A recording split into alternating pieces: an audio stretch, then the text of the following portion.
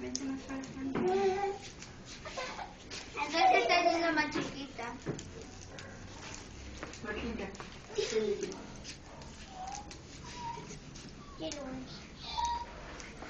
¿Quiere su bombón, el Tomasito? Hasta que salga una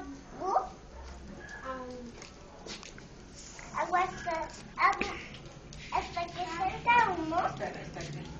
Ya está. Sóplale, ¡Ah! sóplale, que se van a quemar. Pero sí quedamos salchicha. Quedó bien quemada, Nora. A ver, nenita.